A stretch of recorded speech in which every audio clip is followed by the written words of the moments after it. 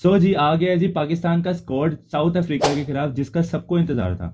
Shortly जो headline news हैं उनके बारे में डिस्कस करते हैं और आपको बताते चलें कि शहीन शाह अफरीदी को टेस्ट स्क्वाड में डाला ही नहीं गया और उनको रेस्ट दे दी गई है। साजिद खान जिन्होंने 19 विकेटें ली थी जी, 19 विकेटें, और उनको भी स्क्वाड से बाहर किया गया है। मोहम्मद अब्बास 2021 के बाद फिर एंट्री कर रहे हैं टेस्ट क्रिकेट में, जो कि एक बड़ी न्यूज है। और फखर जमान, ओए होए होए, हाल तक झगड़ा ही नहीं मुकिया ना था। इस बारे में भी बात करेंगे। इससे पहले आइए सबसे पहले स्कोर्स देखते हैं। Mohammad Rizwan back to the captaincy, जो कि होना ही था। बाबर आजम की भी वापसी हुई है। बहुत से लोग कहते थे कि बाबर आजम की अब वापसी ही नहीं होगी T20 स्क्वाड में, लेकिन गलत रिपोर्टें भी साथ साथ ही हैं। जहांदार खान के लिए ये सबसे क्रूशल सीरीज होगी क्योंकि जिम्बाब्वे के खिलाफ भी उनकी एज सच परफॉर्मेंस नहीं है, इसलिए ये इंपॉर्टेंट सीरीज उनके लिए लाजमी होगी। उसकी जगह आमिर जमाल को उन्होंने रेस्ट दे दिया गया है, जो कि मुझे सही भी लगा है क्योंकि उनकी जगह जहांदार आए और आमिर जमाल को अपने वाइट बॉल फॉर्मेट पे फोकस करके दोबारा आना होगा। तो थम्स अप। बात कर लीजिए अगर फखर जमान की। फखर जमान को अभी तक वाइट बॉल फॉर्मेट के स्क्वाड में बिल्कुल भी नहीं डाला गया। आकिब जवेद साहब ने अपने लेटर में बयान किया है कि फखर जमान को फिटनेस पर फोकस करना है और अपनी फॉर्म को प्रूव करवाना है। अब मेरा सवाल ये बनता है आकिब जवेद साहब से कि आपने कौन सी ऐसी जजमेंट की है उनकी परफॉर्मेंस पे, हालांकि ट्वीट के बाद से तो अभी तक कोई मैच ही नहीं हुआ। तो आकिब जवेद साहब, आपने कौन सी ऐसी परफॉर्मेंस उनकी देखी है और जिनसे जज किया है कि वो अभी तक एबल ही नहीं है वाइट बॉल स्क्वाड में?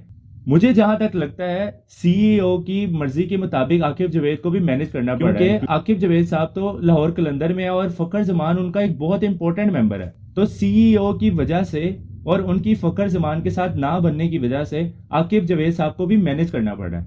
और साथ साथ एक और बात भी है कि साइम अयूब अभी क्योंकि परफॉर्म कर रहे हैं, तो साइम अयूब की परफॉर्मेंस की बेस पर इसलिए फखर जमान की इतनी बात नहीं की जा रही और इसलिए पॉइंट को वैलिडेट किया जा रहा है। लेकिन अगर कुछ रिकॉर्ड्स की बात कर ली जाए तो साउथ अफ्रीका में फखर जमान की 2 सेंचुरी हैं और जिम्बाब्वे के खिलाफ भी अगर आपने रिकॉर्ड का कंपैरिजन करना है तो साइम अयूब क्योंकि 100 मारा, उन्होंने फास्टेस्ट 100 मारा जो कि 53 बॉल्स में था, लेकिन फखर जमान ने उनके खिलाफ भी डबल सेंचुरी बनाई हुई है और साउथ अफ्रीका में भी 2-2 सेंचुरीज हैं। तो पॉइंट तो कोई नहीं बनता फखर जमान को बिठाने का। और इसके साथ साथ फखर जमान का स्ट्राइक रेट अगर देखा जाए 150 से 160 के स्ट्राइक रेट पर खेलते हैं, जो कि हमारे मिडिल ऑर्डर के बैट्समैन बिल्कुल भी नहीं खेलते। और मेरे हिसाब से फखर जमान को T20 में मिडिल ऑर्डर बैट्समैन के तौर पे खिलाना चाहिए। और के बोर्ड सख्ती करता है, लेकिन अब इस बात को छोड़ देना चाहिए और मूव ऑन कर लेना चाहिए आई थिंक। बाकी सब वही मेजर स्क्वाड है जो कि पाकिस्तान पीछे से कंटिन्यू करता आ रहा है, जिसमें तैयब ताहिर हैं और इसके साथ साथ साइम अयूब है, इसके साथ साथ सुफियान मुकीम है। तो वो वाले सारे स्क्वाड अभी कंटिन्यू ही चलते आ रहे हैं। अच्छा, एक पॉइंट जो मैं डिस्कस करना चाहता हूँ कि शहीन शाह अफरीदी को जहां पर सपोर्टिव पिचेस हैं साउथ अफ्रीका की और जहां पर बॉल स्विंग हो सकता है, सीम मूवमेंट हो सकती है, जैसे कि आपने देखा इंडिया भी जब 2023 के शुरू में गया था साउथ अफ्रीका से खेलने, तो वहां पर 2 दिन में 3 दिन में टेस्ट मैचेस बिल्कुल खत्म हो गए। तो यानी फास्ट बॉलर्स की वहां पर बहुत ज्यादा अहमियत है और वहां पर ही शहीन शाह अफरीदी को नहीं खिलाया गया। तो ये मेरा एक कंसर्न है जो कि मुझे बिल्कुल भी सही नहीं लगा। और हम अपनी आप फटा पिचेस पर शहीन शाह अफरीदी को रेस्ट नहीं करवाते, लेकिन जो इंपॉर्टेंट सीरीज है जैसे कि साउथ अफ्रीका की सीरीज है तो वहां पर लाजमी खिलाना चाहिए था, एटलीस्ट टेस्ट स्क्वाड में लाजमी खिलाना चाहिए था।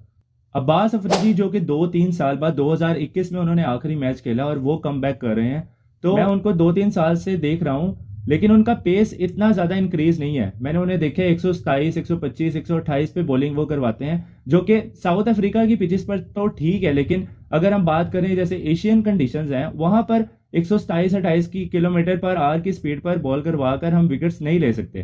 तो hope so, wish him all the best for the series कि साउथ अफ्रीका में वो अच्छा करें। साजिद खान जिन्होंने 19 विकेट्स ली थी पाकिस्तान में इंग्लैंड के खिलाफ सीरीज में और एक मेजर रोल अदा किया था, लेकिन मुझे इस बात की समझ नहीं आई कि उन्हें स्क्वाड के साथ भी नहीं लेके गए।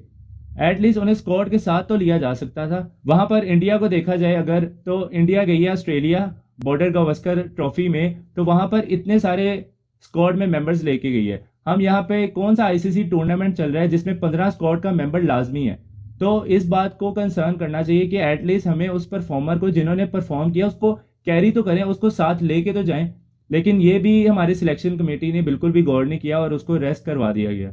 ऑल दो वहां पर मे भी जरूरत नहीं पड़ेगी क्योंकि साउथ अफ्रीकन कंडीशंस जो होती है वहां पे फास्ट बॉलिंग ही रेफर्ड होती है, लेकिन फिर भी at least they would carried him. और अब यहाँ पे भी टाइम आ गया कि अब हमारे सीनियर्स लाइक बाबर आजम, रिजवान, उनको अपनी परफॉर्मेंस पर स्टैंप आउट लगवानी पड़ेगी और ये वाली सीरीज में उन्हें परफॉर्म करके दिखाना पड़ेगा। खासतौर पे इनकमिंग जो चैंपियंस ट्रॉफी है वहां पर भी उन्हें अपनी परफॉर्मेंस को वैलिडेट करना होगा। तो फिलहाल ये स्क्वाड्स हैं जो पाकिस्तान के साउथ अफ्रीका के खिलाफ अनाउंस किए गए हैं। तो वीडियो में फिलहाल इतना ही है। अगर वीडियो पसंद आई है तो लाइक ज़रूर करिएगा। See you in the next video.